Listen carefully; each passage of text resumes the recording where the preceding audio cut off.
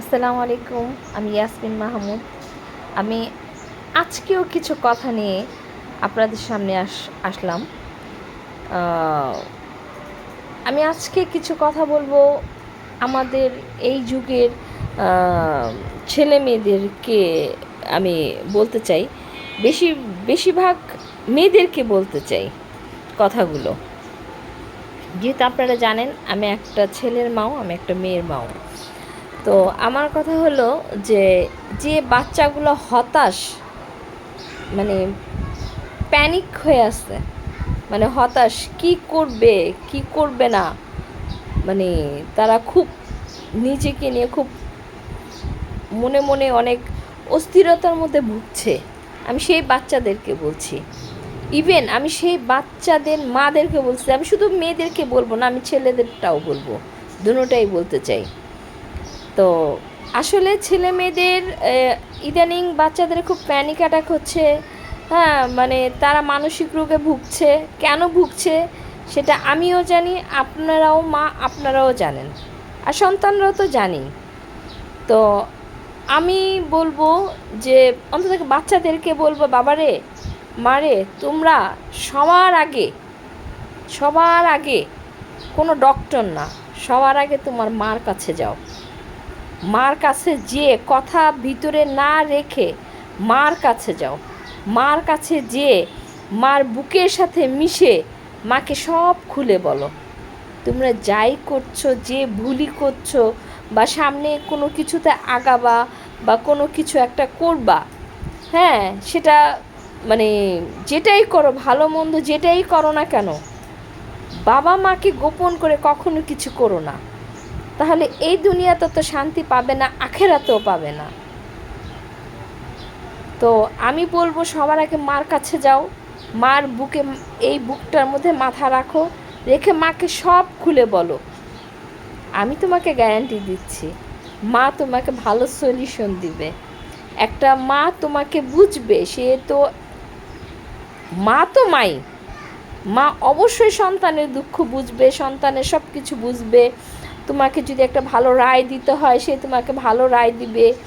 আর কিছু পারুক আর না পারুক, একটা মা তোমাদেরকে বলবে যে আমি হয়তো দিতে পারছি না। মা যদি নাও দিতে পারে, তাহলে মা বলবে যে আমি দিতে পারছি না, অজু করে আসো, জায়নামাজটা নাও, নিয়ে জায়নামাজে বসে পড়ো। ওই যে উপরে একজন আছেন আল্লাহ, সে তোমাকে পথ দেখাবে। তুমি পথ ভ্রষ্ট হয়ে গেছো, মানে পথ ভুলে গেছো, বাঁকা পথে চলতেছো।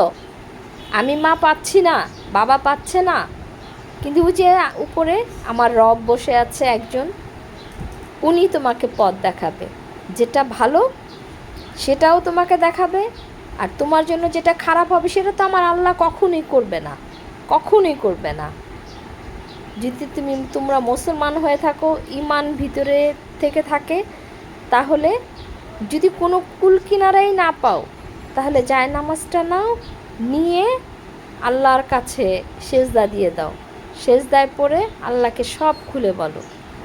একদিন, 2 দিন, 3 দিন, আল্লাহ তোমার ডাক কবুল করবেই, তুমি যদি তাকে খাস দিলে ডেকে থাকো। আর ওই যে মা আছে, মার যে রহমতের যে হাতটা, সেটা তোমার মাথায় থাকবে, আর উপরে তোমার রব আছে, ব্যাস।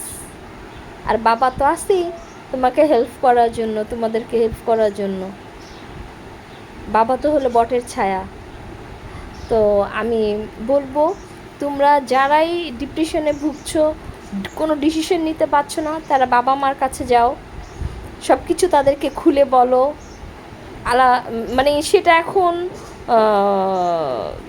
ছেলেদেরকে বলবো, মেয়েরা, আজকালকার মেয়েরা বিজনেস করছে, অফিসে জব করছে, যে কোনো ব্যাপারে তোমরা যাদেরকে পছন্দ করো তাদের ব্যাপারে কোনো ডিসিশন নিতে পারছো না, ভালো হবে কি মন্দ হবে কি না সেটা ডিসিশন নিতে পারছো না। বাবা মাকে খুলে বলো।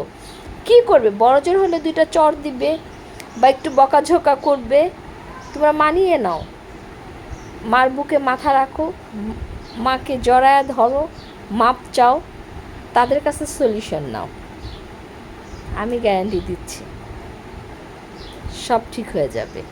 তোমাদের এই প্যানিক অ্যাটাক সব ঠিক হয়ে যাবে। এগুলো কিছুই না। আল্লাহর উপরে ভরসা রাখো, বাবা মার উপরে ভরসা রাখো।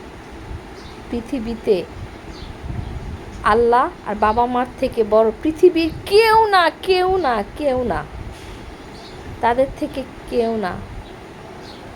আমি বলছি। খোদা হাফেজ। আসসালামু আলাইকুম।